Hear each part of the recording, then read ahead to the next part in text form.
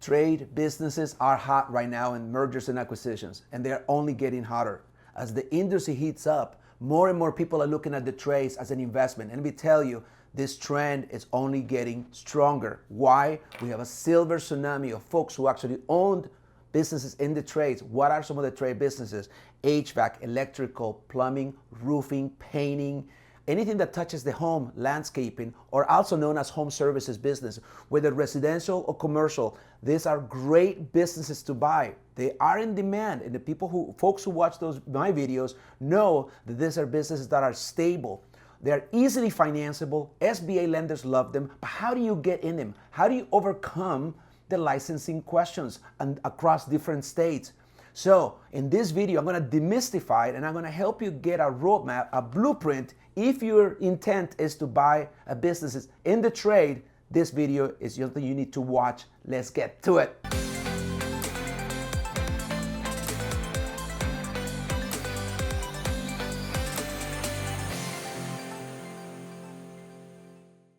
Everybody, welcome to my channel. I am your host, Leo Landaverde, business broker and commercial lender, helping you buy and scale a profitable business. You are a small business owner looking to increase your wealth, or a W-2 employee or corporate executive, sick and tired of the rat race and know that you can get laid off anytime, but you need to get out by buying a profitable business. You are in the right place. Please subscribe to my channel. Don't forget to hit the bell, and you'll be notified every Thursday when new content comes out. So, why buy a trade business? The number one reason, this is what I call the pain business. There is a pain associated with a problem that you have that you must solve. Pain businesses are something that you can't do without. If you're a plumber, if your bathroom toilet breaks, you have no choice but to fix it. If your roof caves in, you have to fix it. If there's water coming from the walls, you have to fix it. If something bad happening around your home or your business building, you gotta fix it. You have no choice. Either you're gonna fix it or you're gonna pay a professional to fix it, a licensed professional. So these are in demand because people have finally figured out that you can't do without them. Recession or not, pandemic or not, artificial intelligence or not, these are businesses, these are things that you must do. I love them because for many reasons, so I'm going to list you a bunch of things that I think you need to be considering when you're looking at the trade businesses. There is a relatively, even though most of them provide a service, there is a relatively high barrier of entry to get into them, which means you need to have skilled workforce. Skilled workforce is hard to come by, but if you buy a business in the trades with 10, 15 people that are skilled and been doing this for a long time, it's going to be very difficult as a startup to do it. I have businesses in the electrical and HVAC world that are trying to start up, and they're having a hard time finding skilled people. So if you already have a pool of those in a business that have been operating for 20 years, you have an edge on the competition. The other reason I like it is number two is recurring revenue and repeat business. This is huge. Now, there is a premium to be paid in the M&A world for recurring revenue. I get dozens of emails a day from professional buyers looking for businesses to buy in the realm of $500,000 to $1 million in EBITDA. And the things that they ask constantly over and over again, Leo, does it have recurring revenue? Think about it. If somebody is bound to use the services and they keep coming back year after year, the cost of acquiring that customer goes dramatically down to almost zero. So think about it. If you spend $1,000 to acquire a customer that is spending $10,000 a year, and they will do so for 5 years in a row, that's $50,000 and $1,000 to acquire. What is the return on ad spend for a situation like that? That's exactly what happens on a recurring revenue model, which is what I love in the trades. If you can crack the code as a business owner, create a business that produces year-over-year revenue without adding too much, then you are in a very sticky type businesses, which is exactly what the trades are. Profitability. Usually margins are high if you're running an optimal business in the trades, and it will be evidenced by strong net income. Usually gross margins in the trades can go anywhere from 30 to in the high 40s. It's not uncommon for a very successful electrical contractor to be in the high 40s. The high 30s to the low 40s. That's a very solid business. Think about it. If a business is producing 40% margin and your operating expense is 20% of the revenue that you earned year over year, your bottom line should be 20%, which also includes your W-2 wage as an operating officer. Think about the potential on businesses like that. It's not uncommon for businesses to be very, very profitable. And I don't really take any businesses as a listing agent that cannot produce at least 20 cents of every dollar. I have millions of dollars in listings for sale, probably about $30 million. And I just took 2 more businesses to market, and they are in the trades. One business got 100 requests for NDAs on the first day, and the second one was 70. One is a specialty HVAC, and the other is a septic pump business. They are all recurring type businesses. Profitability, usually margins as high as already. High margins yield positive cash flow, which is super helpful when you're trying to do operating, getting your capital expenditures under control, what we call the CapEx. There's the operating expense and the capital expenditures. So if you have a very, very healthy business, you have plenty of money, not only just for working capital, but be able to maintain and repair and keep buying equipment that you need to deliver the services that you provide. Scalability, which is very, very important. If you buy a business, you obviously want it to grow. This is my rule of thumb as an investor and M&A advisor.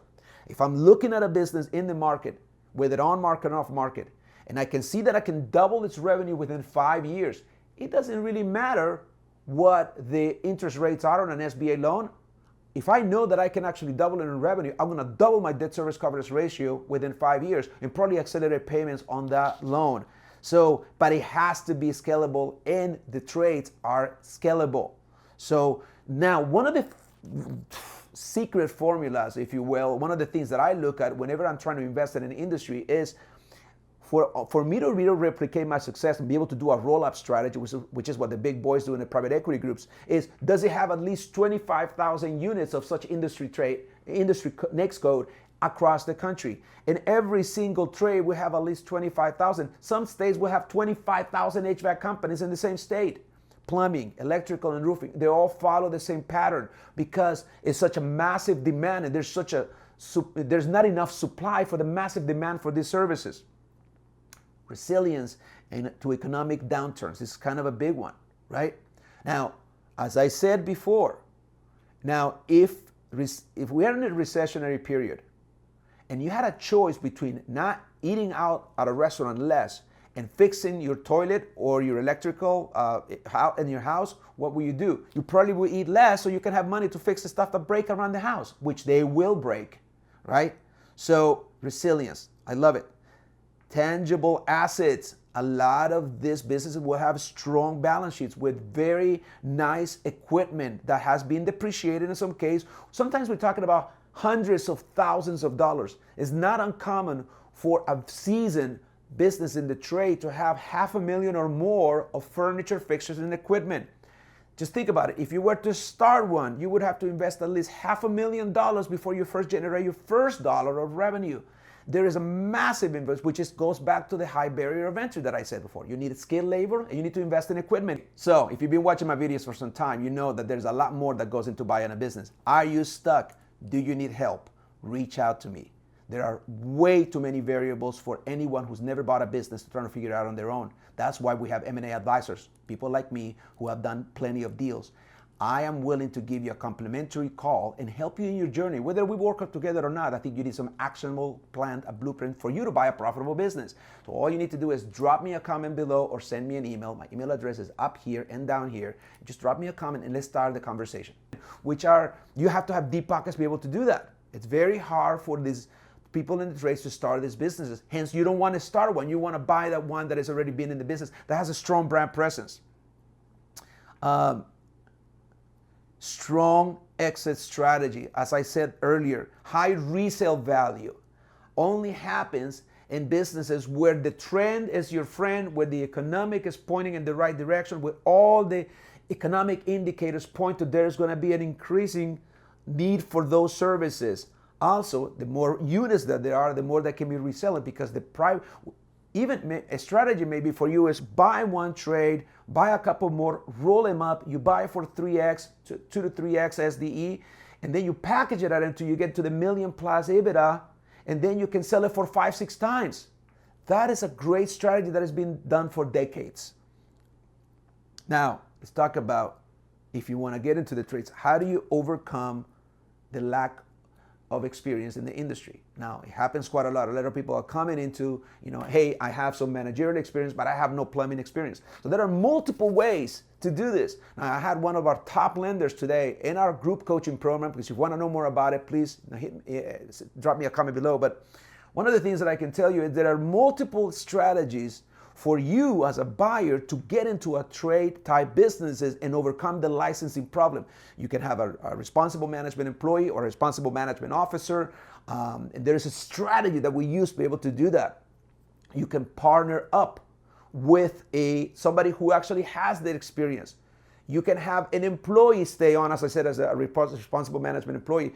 You can also come up with a bridge and a plan in your business plan for you to earn or be able to give in and earn that license and be able to qualify on your own. So there are multiple ways. Don't let that stop you. That shouldn't be the reason why you're not getting into the trades.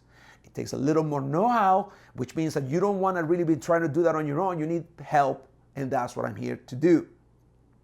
So licensing requirements, connections, industry know-how, great understanding of the business. One of the things that I love about the trades is that a lot of the trades people that actually hang out in groups, they have associations, trade associations, where you can go and learn more. So if you're thinking about it as an investor and you buy one of the trades businesses and then you get to know all the people in the trades, guess who most likely they're gonna sell to in the future when they're ready to exit? They're gonna sell to someone like you, because people do businesses with people who they know, like, and trust. So if you are already in an industry, it's much easier to actually keep buying businesses in that same industry. So how to find trade businesses for sale. One of the things that I teach is that you go on market to befriend the brokers who have those trade businesses, but you find them off market. And that is a great strategy. It's the market for trades is super hot. So as I told you earlier, the way that you work with a broker is you befriend the broker and you go after a business that they have, but that may not be, you may be too late. You may already be too late for that business, but you develop a relationship with a broker and get to be known. And then they'll add you to their buyers list. And then they're gonna offer you the next deal on a pocket listing, which is a very, very, very good strategy if you have relationships with many brokers. So the case in point, my buyers group got a chance to get first dib and a week heads up on a business that is already on the market. When it hit the market, I got 90 to 100 inquiries. So some of those that we haven't even responded to are already way behind the 8 ball and trying to make an offer in front of a business that will sell and will get multiple offers in a hurry. So there are ways for you to do that. Trade groups, industry events, get friendly with the sellers. You know what? If you're gonna get into any industry, I recommend that you can't be a jack of all trades and master of none, and especially true for the trades. You got to choose a couple of trades and go deep in the knowledge, soak it in, the KPIs, the rules of thumbs. You have to be able to speak the industry lingo. Otherwise, how are you going to get the trust of a seller who wants to basically part ways with their legacy business if you don't know what you're talking about? Case in point. There are ways to identify this business, is something that I teach quite a bit. How do they know they're profitable? The Deal Analyzer 3.0 is something we have inside of our Business Acquisition Mastery group. And there are many valuation methods, but we have a secret formula, a secret sauce that I built into the Deal Analyzer 3.0 that allows us to, within really 20 minutes, to know whether we have a deal or not. Wouldn't that be nice to look at a deal and know that the lender is going to approve it?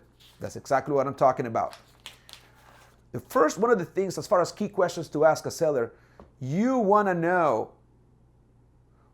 when you're talking to a seller, several things. One is, why are they selling?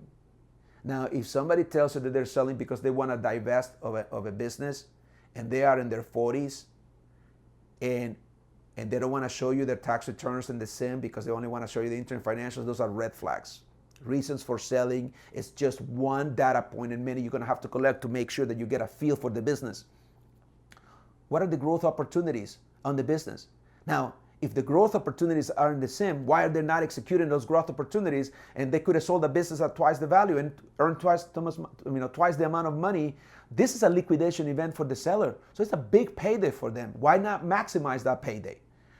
There are a lot of sellers who, or wannabe sellers who come to me and they say, hey, look, I want to sell my business. And I look at the tax returns and we done this strategy with their CPA, which sometimes you really need to look at who you're talking to as far as a CPA, who they say, oh, you can write off everything and show very little profit and hence you don't pay income tax, right? Especially on rollover or disregard entities like S corporations and LLCs, where you basically get a K1, right? Which means that everything, all the income comes to your 1040, and basically you're minimizing your tax because you have zero profit. Well, if you have zero profit, you're not gonna get a valuation. So all of those things really get mixed, and really if you're a seller trying to sell a business, you need to look back 3 years and try to figure out. So if you want to sell a business today, you need to look back 3 years and see, am I happy or sad with the finances that I have? Those are what you need to get in front of as a buyer. But if you're a seller, you're thinking, wait a minute, right now I'm not showing the profit that I need to average the 3 year for the 500 SCTE that I want for the 3 to 4 multiple. So I need to start prepping business so that maybe there's not the time to sell. I often tell wannabe sellers, look, you might want to wait a little bit until you get more profitable. Otherwise, no buyer is going to want to buy you. Growth opportunities, as I said, customer retention. Now, here's a cool thing, how to fund a deal like this. The SBA is the go-to source.